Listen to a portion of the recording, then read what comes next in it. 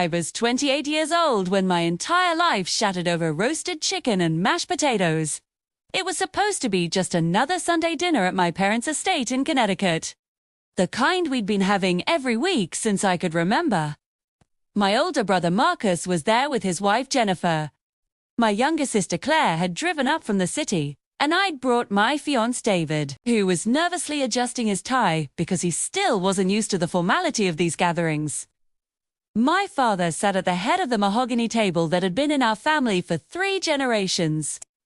My mother at the opposite end, her pearls catching the light from the crystal chandelier above us. Everything seemed normal. Mum was asking Claire about her new gallery opening.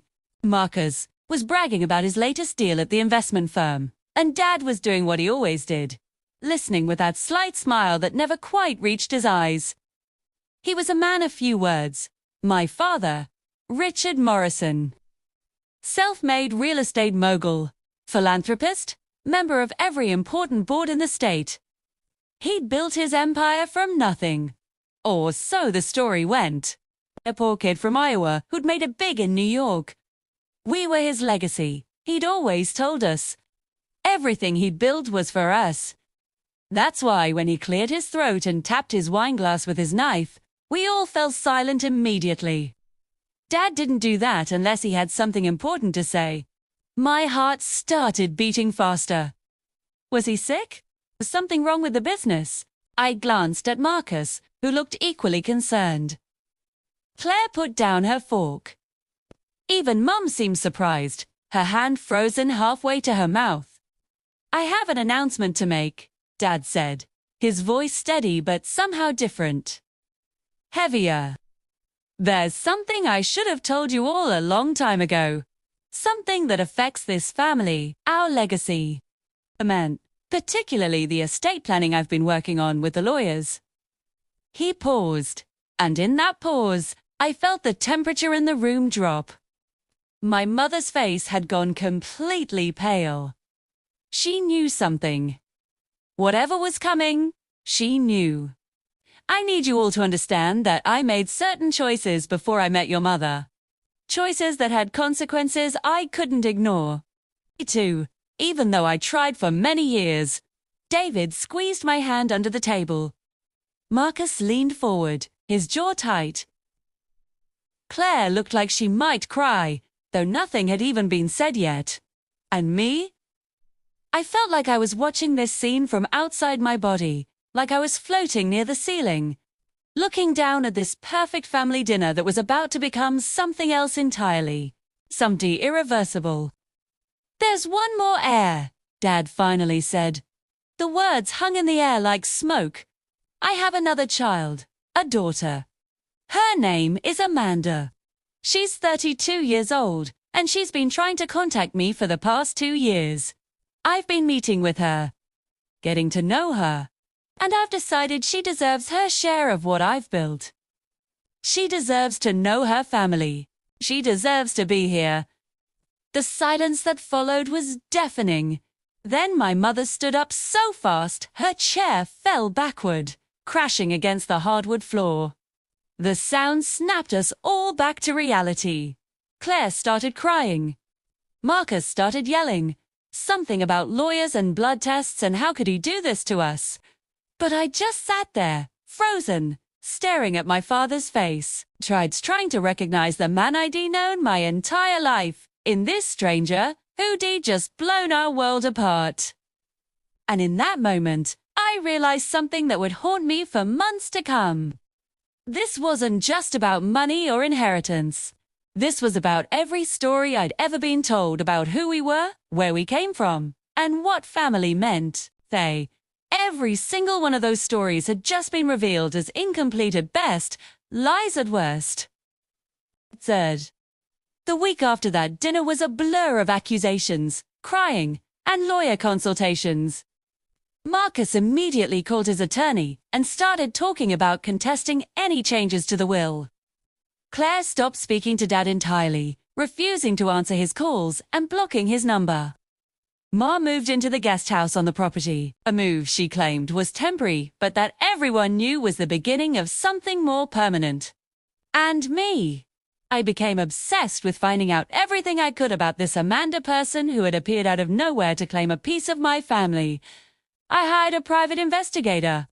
I know how that sounds, believe me, but I needed to know if this was real, if she was real, if any of this nightmare was actually happening, or if I'd wake up and find it was all some terrible dream. The investigator's name was Patricia Tune, a former police detective who now worked private cases. She came highly recommended and did UNT judge me when I broke down crying in her office while explaining what I needed. I just want to know who she is, I told Patricia, wiping my eyes with a tissue. Is that wrong? Is it wrong to want to know who this person is before she becomes part of my family? Before she sits at our dinner table and calls my father Dad? Patricia had looked at me with kind but professional eyes. It's not wrong to want information, Emily. Knowledge is power, especially in family disputes. Give me 2 weeks. She delivered in 1. The file she handed me was thick, full of printed emails, photographs, social media screenshots, and official documents. I took it home and spread it all across my dining room table, David hovering nervously nearby, asking if I was sure I wanted to do this, if I wouldn't rather wait for Dad to explain things himself. But I couldn't wait. I needed to know. Amanda Carter, she went by her mother's maiden name, was indeed 32 years old. She lived in Portland, Oregon, worked as a nurse at a children's hospital. And from what I could see from her social media, she lived a modest, normal life. No designer clothes, no luxury vacations, no signs that she was after money. In fact, her posts were mostly about her patients, her to-rescue dogs, and hiking trips in the Columbia River Gorge. She looked happy. She looked like a good person. And she looked exactly like my father. That was what hit me hardest. The photographs Patricia had obtained showed a woman with the same sharp nose as Dad. The same intense green eyes, the same way of tilting her head slightly when she smiled. She was undeniably his daughter. There was no question. And she had a life, a whole life that had existed parallel to ours for 32 years. A life where she apparently didn't know who her father was until recently. The file contained something else too. Letters. Dozens of letters that Amanda had written to my father over the past 2 years. Starting with a tentative first contact after she'd done a DNA test that connected her to our family tree. I shouldn't have read them. I knew I shouldn't. But I did. Every single one. And with each letter, I felt something inside me shift. She wasn't angry in them. She wasn't demanding. She was just hurt, confused, trying to understand why her mother had never told her the truth, thought.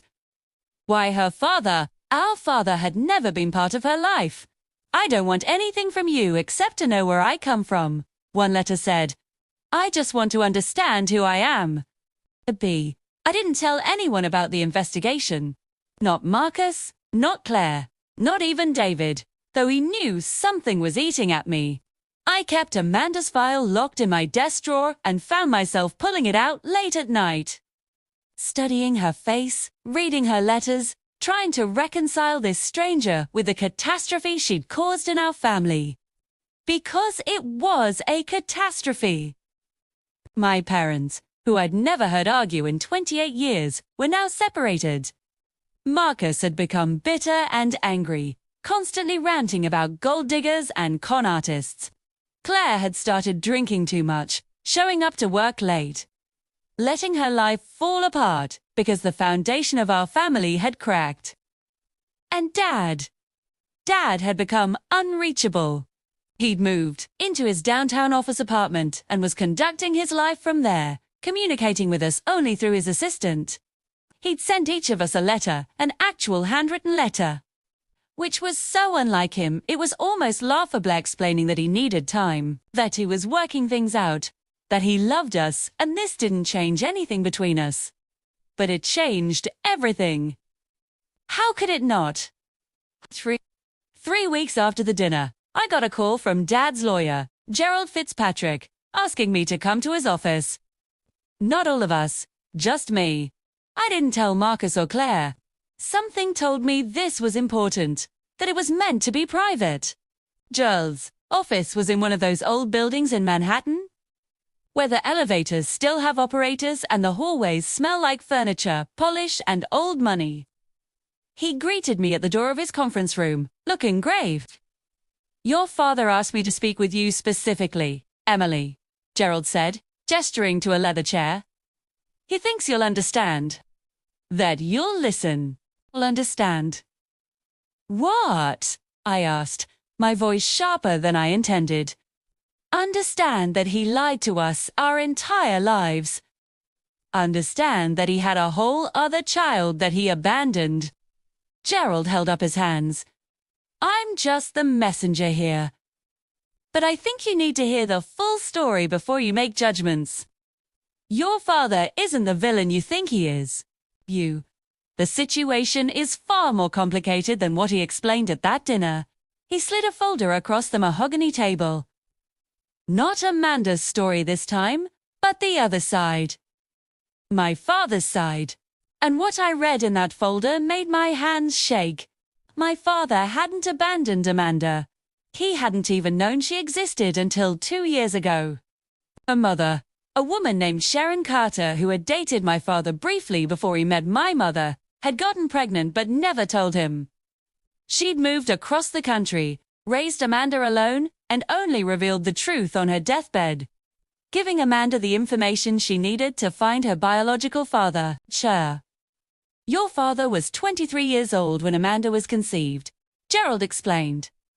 "He and Sharon had dated for 3 months. It wasn't serious. When she broke up with him and moved away, he had no idea she was pregnant. No idea he had a daughter. Sharon made that choice herself, for her own reasons. We may never fully understand why." I stared at the documents, the medical records from Sharon's final days.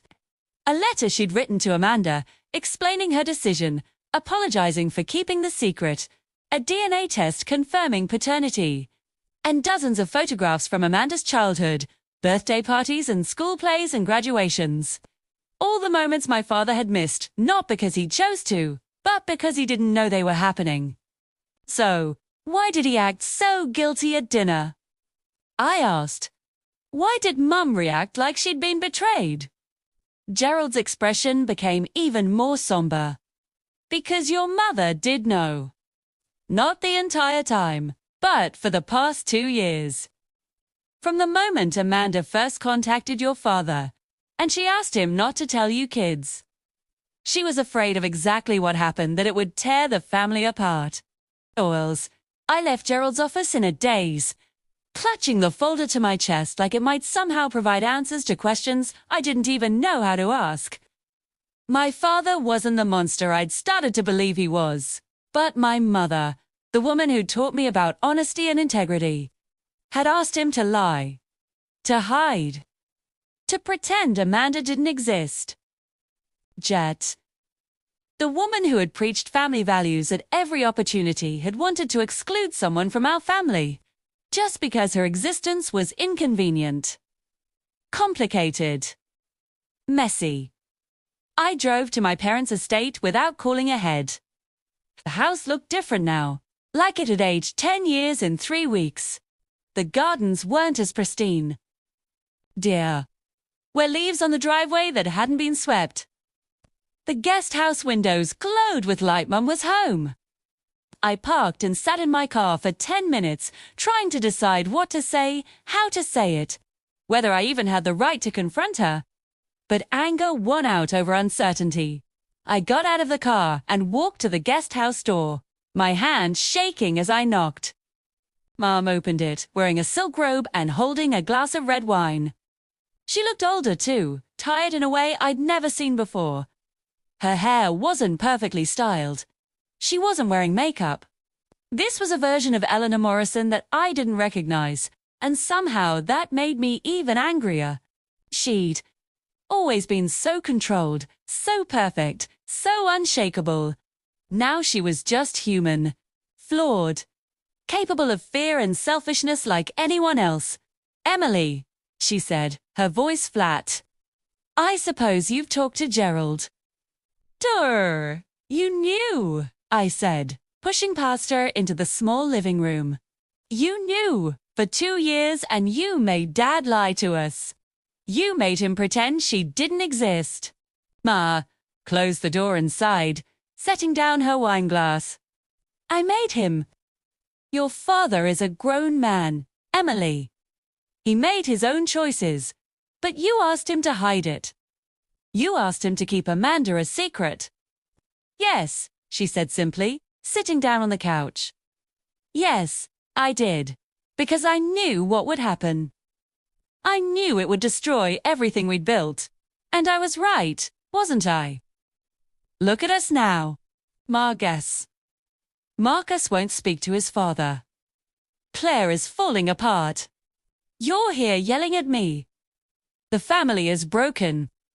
I stared at her, this woman who had raised me, who had been my role model, my ideal of what a mother and wife should be.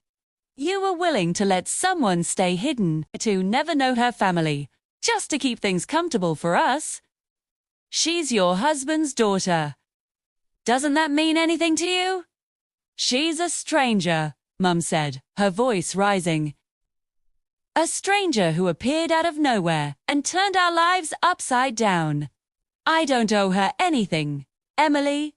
I don't owe her my family, my home, my husband's money. None of us do. It's not a Boeing, I shot back. It's about what's right. She didn't ask to be born. She didn't ask for any of this. And now that she knows who her father is, you want her to just disappear. To pretend she doesn't exist? Mum stood up, her face flushing red. Bert, what I want is for my family to stay intact. What I want is for my children to have what I promised them, what their father worked so hard to build. What I want is for some stranger not to waltz in and take a quart of everything we have just because of biology. And there it was. The truth underneath all the justifications and fears. Money. Inheritance. The estate. That's what this was really about. Not betrayal, not family values, not even my father's lie of omission. It was about protecting what we had, keeping the pie whole instead of cutting another slice.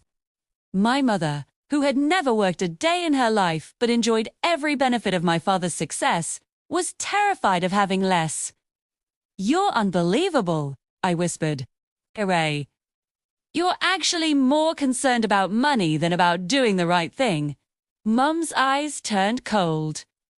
You say that now, Emily. When you're young and idealistic and think everything should be fair. But wait until you have children. Wait until you've spent your whole life building something. Then tell me you'd happily give away a chunk of it to someone you've never met. I left my mother's guest house feeling like I'd been punched in the stomach. The drive home was a blur of tears and confusion, my hands gripping the steering wheel so tight, my knuckles turned white. David was waiting up for me when I got home, and I collapsed into his arms in the hallway, sobbing so hard I couldn't breathe. He healed me while I told him everything, the investigation, the letters, Gerald's revelations, Mum's cold calculation. He didn't say much, just listened and stroked my hair, letting me fall apart. What do I do? I finally asked, pulling back to look at his face. How do I fix this? How do I make any of this okay, Devi? David hesitated, choosing his words carefully. Maybe you can't fix it, Em. Maybe this isn't yours to fix. But you can decide what kind of person you want to be in the middle of it. You can decide what's right for you, regardless of what Marcus or Claire or your mother choose. That night, I couldn't sleep. I kept thinking about Amanda, alone in Portland, watching her entire biological family implode over her existence. She hadn't asked for this. She'd just wanted to know her father, to understand where she came from. And instead, she'd have gotten lawyers and accusations and a family that viewed her as a threat instead of a person. I imagined what that must feel like. To Finally find your father, only to discover that meeting him meant destroying his family. The guilt she must feel. The rejection. The loneliness. At 2 in the morning, I made a decision that I knew would change everything. I opened my laptop and found Amanda's email address in Patricia's file. My hands hovered over the keyboard for a full minute before I started typing. Dear Amanda, my name is Emily Morrison. I'm Richard Morrison's daughter. I know you've been trying to connect with our father, and I know how complicated that's been. I want you to know that not everyone in this family sees you as the enemy. I'd like to meet you. To talk, to hear your story from you, not from lawyers or investigators or angry siblings. If you're willing, I'd like to drive out to Portland. No strings attached. No expectations. Just 2 people trying to figure out how to navigate an impossible situation. Please let me know if you'd be open to that. Emily. I hit send before I could talk myself out of it. Then I closed my laptop and finally fell asleep, exhausted and terrified, and somehow, for the first time in weeks, feeling like I'd done something right. Amanda responded the next morning. Her email was short and cautious. I'd like that very much. When were you thinking? We arranged for me to fly out the following week. I didn't tell anyone, not Marcus, not Claire, not my parents, not even David, until the day before I left. His reaction was predictable, concern mixed with support. Remind me to be careful, to protect myself emotionally, to remember that I didn't know anyone anything, not even Amanda. But as I boarded the plane to Portland, I realized I wasn't doing this out of obligation. I was doing it because I needed to know, needed to meet this woman who shared my blood, my father's eyes, my family history. Needed to decide for myself who she was, frauds, rather than letting other people's fear and anger decide for me. The flight was 4.5 hours, and I spent every minute of it rehearsing what I'd say, how I'd act, what questions I'd ask. But when I finally saw Amanda waiting for me at the coffee shop we'd agreed on, all my preparations evaporated. She stood up when I walked in. And for a moment we just stared at each other. It was like looking at a version of myself that could have been.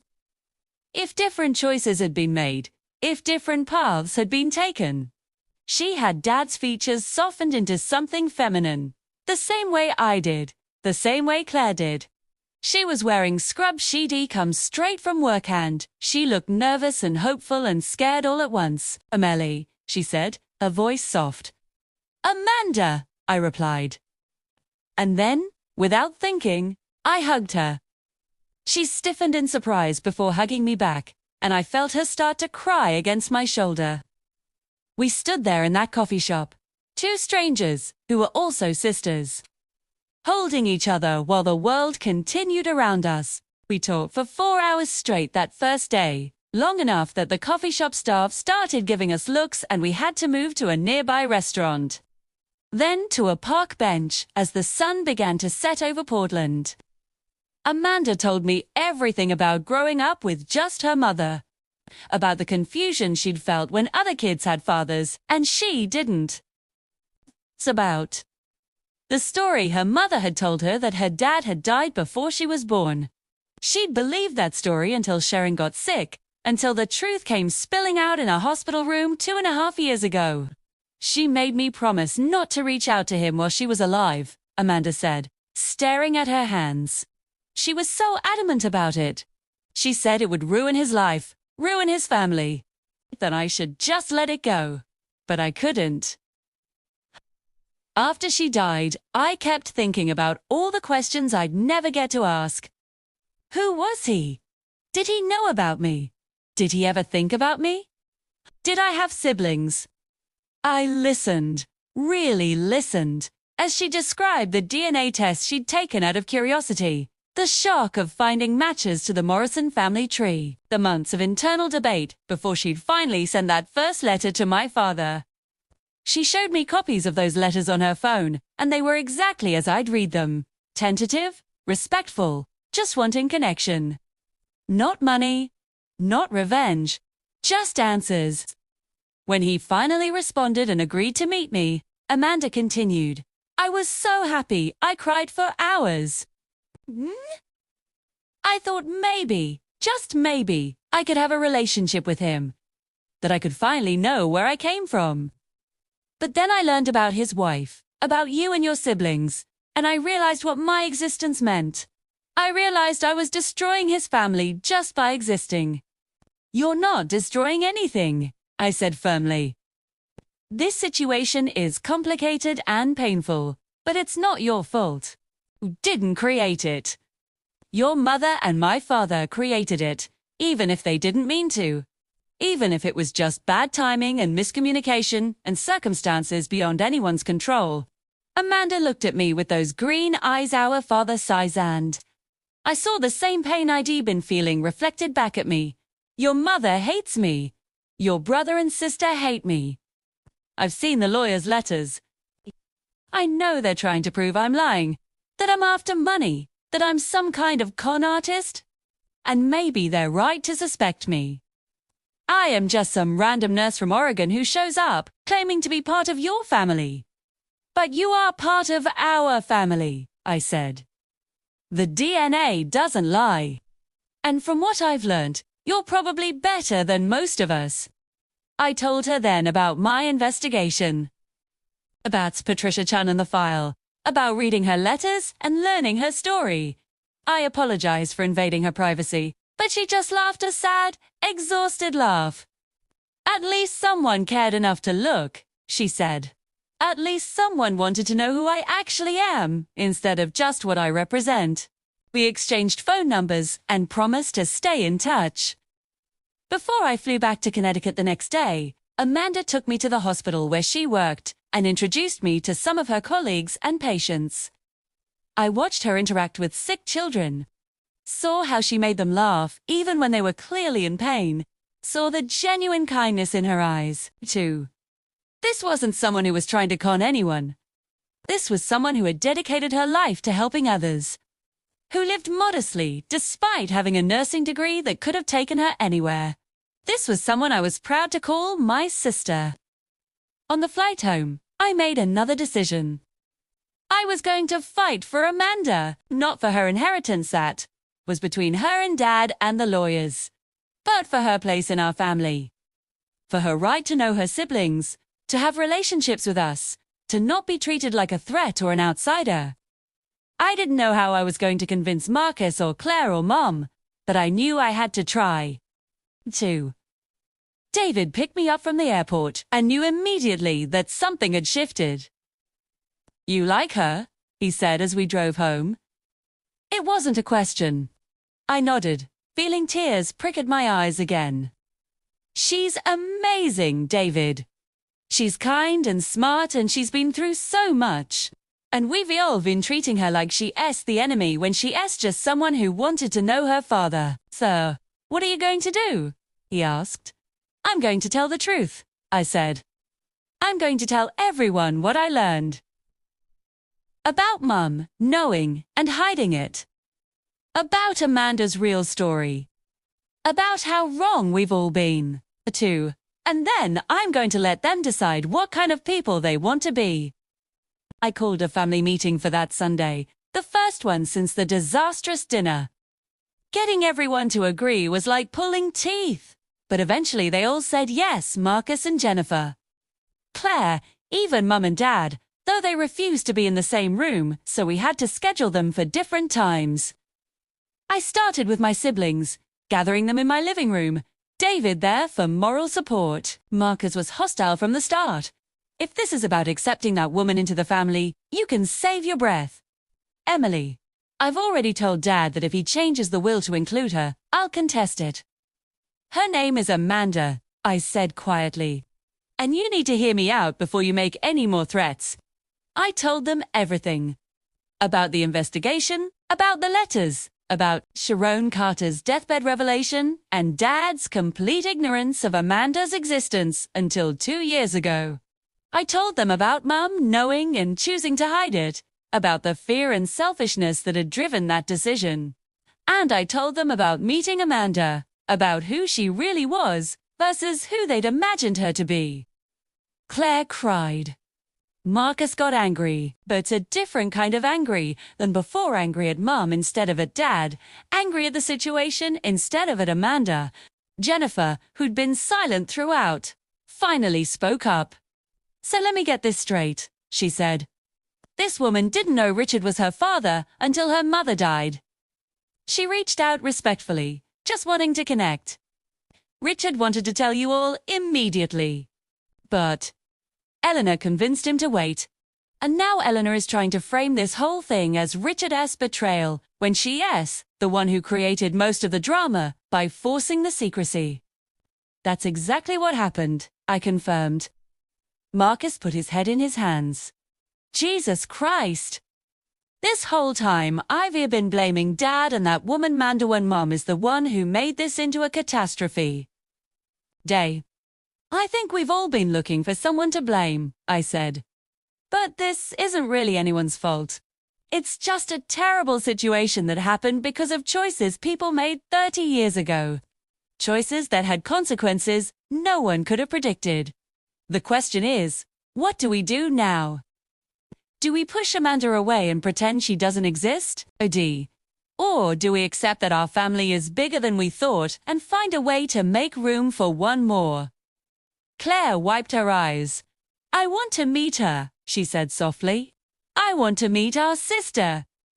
Marcus was harder to convince, but eventually he agreed not to immediately accept Amanda into the family with open arms, but to at least meet her before making any final decisions about lawyers and wills and inheritance. It was a start. A small one, but a start. The conversation with my parents was harder. I met with Dad first at his office apartment, and he broke down crying when I told him about meeting Amanda, about learning the full truth from Gerald, about understanding now that he'd been caught between impossible choices. "I should have told you all immediately," he said. "Eleanor was afraid, and I let her fear dictate my actions. I should have been braver." "We all should have been braver," I said, hugging him. "But we can start now. It's not too late." Mum's reaction was different. Defensive, angry. She accused me of betraying her, of choosing Amanda over my own mother, of not understanding the complexity of the situation. "You're young and naive," she spat. "You think everything can be solved with honesty and good intentions. But the real world doesn't work that way, Emily. Family isn't just about blood. It's about loyalty. And you're showing where your loyalty lies." The weeks following those conversations were tense, but hopeful. Marcus and Claire both reached out to Amanda, tentatively at first, but with increasing warmth as they got to know her. Claire flew out to Portland for a weekend, posting pictures of them hiking together that made my heart swell. Marcus had a series of video calls with her, and I watched him soften each time. The anger and suspicion slowly melting into reluctant acceptance and then genuine affection. Amanda fit into our sibling dynamic better than I could have imagined. She had Marcus's dry humor, Claire's artistic sensibility, and my tendency to mother everyone around me. But Mum refused to budge. She moved out of the guest house and into her sister's place in Boston. 2. Telling anyone who would listen that her husband had betrayed her and her children had chosen the interloper over their own mother. The narrative she'd constructed was so divorced from reality that it was almost painful to hear.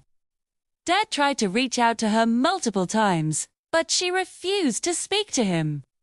Her lawyer sent papers requesting a separation agreement. A day, and Dad signed them without fighting, too tired and heartbroken to battle anymore. Dad did change his will. He met with Gerald and restructured everything so that Amanda would receive an equal share as the rest of us. Marcus surprised everyone by not contesting it. "It's fair," he said simply when I asked him about it. "She's his daughter. She deserves the same as we do." Claire agreed. We all did. But that decision, that gesture of equality and acceptance, was apparently the final straw for Mum. She filed for divorce, citing abandonment and financial infidelity, asking for half of everything. The legal battle was ugly. Mum's lawyers painted Dad as a liar and a cheat who had hidden a secret child for years while lavishing money and attention on his illegitimate daughter. They tried to paint Amanda as a gold digger who had manipulated an old man's emotions to secure a fortune. They dragged our family through the mud in depositions and court filings, making our private pain public spectacle. But Dad's lawyers had Gerald's documentation, had Amanda's letters, had the proof that Dad had UNT known about Amanda until recently, and that Mum had encouraged the secrecy. The divorce proceedings became less about the marriage ending, and more about who had acted with integrity and who had UNT. During all of this, Amanda tried to back away. She sent emails saying maybe she should just disappear, that she couldn't stand being the reason our family was falling apart, that she'd been fine without a father for 32 years and could go back to that life. But we wouldn't let her. Claire called her every day. Marcus sent care packages. I flew out to Portland twice more, and the second time I brought David, who Amanda instantly adored. We were building something new, something that had nothing to do with inheritance or legal battles or our parents' crumbling marriage. We were becoming siblings. The divorce was finalized 8 months after that terrible dinner. Mom got a substantial settlement, but not nearly as much as she'd asked for. Dad kept the Connecticut estate. And then, at Gerald's suggestion, Dad did something that shocked all of us. He called another family meeting, but this time, he included Amanda. She flew in from Portland, nervous and uncertain, and we all gathered not in the formal dining room where this nightmare had started, but in the more casual family room where we spent countless evenings watching movies and playing games when we were kids. I asked you all here because I want to start over, Dad said, looking at each of us in turn, me, Marcus, Claire, and Amanda. I want to stop letting the past dictate our future. I want to stop letting fear and anger and lawyers control our family. I know I've made mistakes. Your mother made mistakes. We all have, but I do and want to waste whatever time I have left, whether that's 5 years or 50 years being estranged from my children. Any of my children. He turned to Amanda, and his voice cracked. I'm so sorry I wasn't there when you were growing up. I'm sorry I missed your birthdays and your first day of school and teaching you to ride a bike. I can't get those years back. Fee. But I'd like to be your father now, if you'll let me. Not because of inheritance or obligation, but because I want to know you. I want you in my life. Amanda was crying. We were all crying, and she nodded, unable to speak.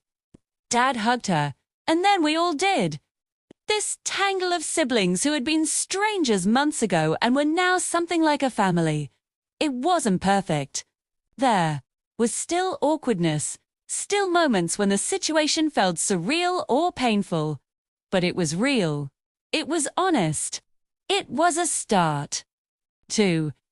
The months that followed were a process of integration and healing.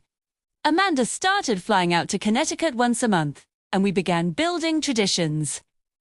Sunday dinners resumed, but in a different location we rotated between our houses instead of gathering at the estate, which still felt haunted by the memory of that first dinner.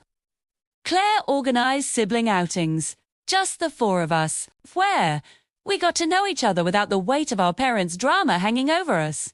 Marcus taught Amanda about investment strategies for the inheritance she'd soon receive.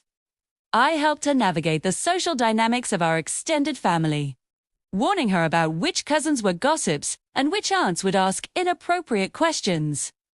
David and I got married that fall, and Amanda was a bridesmaid. Mum didn't come to the wedding. She made it clear that any event, including Amanda, was an event she would need to attend. But Dad walked me down the aisle, and in the front row sat my 3 siblings, together. It was one of the happiest days of my life, even with the notable absence. Or maybe especially because of it. Because I'd chosen authenticity over keeping up appearances, chosen truth over comfortable lies. Chosen to build a family based on who people actually were, rather than who I wished they'd be. Amanda and Dad developed their own relationship, separate from us. They had lunch every Tuesday when she was in town, and Dad started flying out to Portland once a month to visit her on her turf. He met her friends, her colleagues, saw her life, and slowly, he shared stories with her about Sharon. About that brief relationship 33 years ago, helping her understand that connection that had created her. It wasn't a replacement for the father-daughter relationship she'd missed, but it was something. It was theirs. As for Mum, she remained estranged. She'd reached out to Marcus a few times, trying to drive a wedge between him and Amanda, trying to paint herself as the victim of our collective betrayal. But Marcus, to his credit, held firm. "You can be in my life, Mom," he told her in one of their last conversations, "but only if you accept that Amanda is also in my life. I'm not choosing between you. I'm choosing both. If that's not enough for you, then you're choosing to walk away, not me." She chose to walk away. Too. It was painful, especially for Claire, who'd always been closest to Mum. But even Claire eventually accepted that some people aren't capable of growth, aren't capable of accepting when they're wrong, aren't capable of putting love above pride. We mourned the mother we thought we had, while accepting the reality of who she actually was. About a year after that initial dinner, Dad sat us all down again this time, including Amanda from the very beginning, and told us he'd been diagnosed with early-stage Parkinson's disease. It was manageable, the doctors said, not immediately life-threatening. But it was progressive, and it meant his time was limited in ways he couldn't ignore anymore. The diagnosis put everything into perspective. All the fighting over inheritance, all the drama about who deserved what, all the legal battles and bitter accusations, none of it mattered. Compared to the simple fact that we had limited time with our father, and we could either spend it fighting or spend it loving. We chose love. We chose forgiveness. We chose family dinners and inside jokes and teaching Amanda all the Morrison family stories she'd missed. We chose to create new memories instead of dwelling on lost ones. And in doing so, we discovered that family isn't just about blood or money or even shared history. It's about showing up. It's about choosing each other over and over again, even when it's hard, especially when it's hard. Amanda told me once, about 6 months after we'd first met, that she'd spent her whole life feeling like something was missing. Like there was a hole in her identity that she couldn't fill. But now, she said, I don't feel that anymore. I feel whole. Not because I found my father or because I'm getting an inheritance, but because I have siblings. Because I have people who chose to know me even when it would have been easier to push me away. You gave me that, Emily. You all did. But the truth is, she gave us something too. She gave us perspective. Showed us what it means to extend grace, to reach out even when you're scared, to want connection more than you want comfort. She reminded us that family isn't something you're born into automatically, it's something you build. Brick by brick, choice by choice, forgiveness by forgiveness, sir. The real revelation came almost 2 years after that first dinner. During a conversation I had with Dad at the hospital, during one of his Parkinson's treatment appointments, we were sitting in the waiting room, just the two of us, and he suddenly reached over and took my hand. Emily, he said, there's something else I need to tell you. Something I've been holding on to because I wasn't sure when or if I should say it. But I'm running out of time to be brave, and I don't want to die with any more secrets. My heart started racing.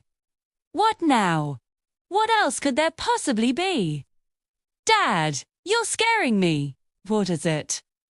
He took a deep breath.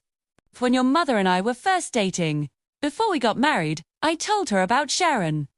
about the relationship we'd had. And Sharon had reached out to me once, about 6 months after she'd moved away.